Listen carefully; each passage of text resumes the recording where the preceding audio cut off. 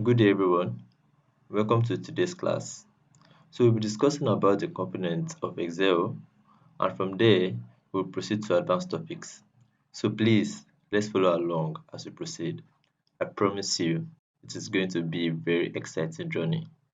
Today, we'll be talking about sales.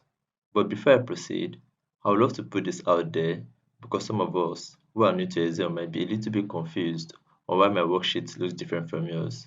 Don't pressure yourself, okay? It is just the way I designed my worksheet so we can have a better understanding of what we'll be discussing today.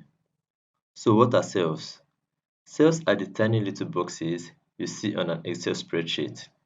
They are used for storing data, which could be in form of numbers, text, date, and so many more. Whenever you click on a cell, which is called an active cell, and it is always highlighted by a green rectangular box. So currently, our active cell is the cell that says A10.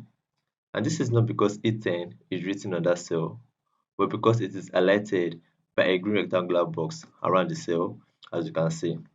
Let's say for an example, if I click on the cell outside the yellow formatted cells, let's click on the cell here, then the active cell is here because it is highlighted by a green rectangular box, as you can see on our screen. Same goes for the cell here, same goes for the cell here. So whenever you see a green rectangular box around a given cell, that means it is the active cell. But before I proceed, please note that the columns are the alphabet at the top, while the rows are the numbers on the left. So now I'll be explaining what a formula bar is and an address bar.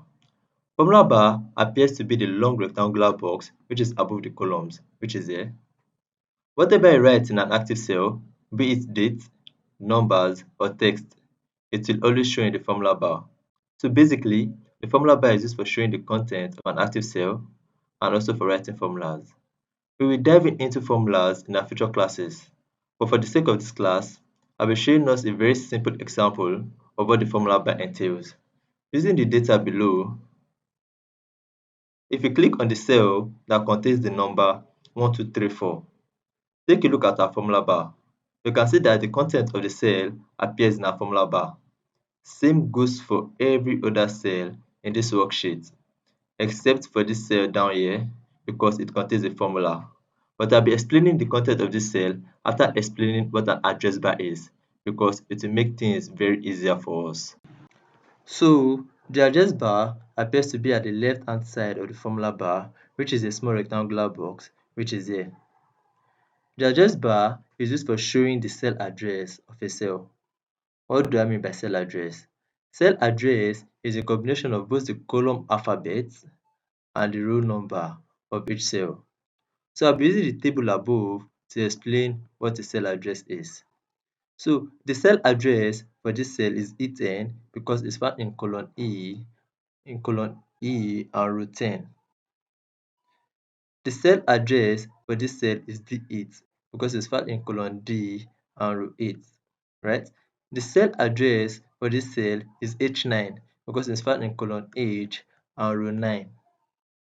Now, we can see the cell address pops up once I select an active cell. This won't pop up in yours because I designed it in a way for everyone to understand. Now, take a look at the address bar. You can see that the cell address of this cell appears on the address bar. Same goes for any other cell. So if you want to know the cell address for a particular cell, take a look at the address bar or identify the rows and column the cell falls under. Now that we have a better understanding of the address bar and cell address, let's go back to cell C24, which is this, right? This cell shows us a practical example of how formulas work in Excel.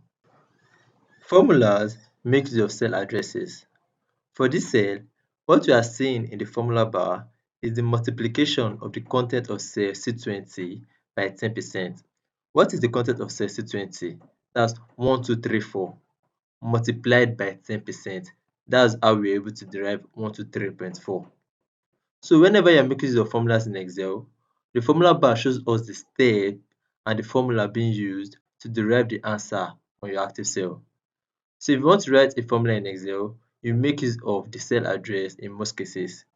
It will make your work easy and also make you look professional in a sort of way. In fact, every other way. So thank you for attending today's class. I hope it was productive. I'll see you in my next class.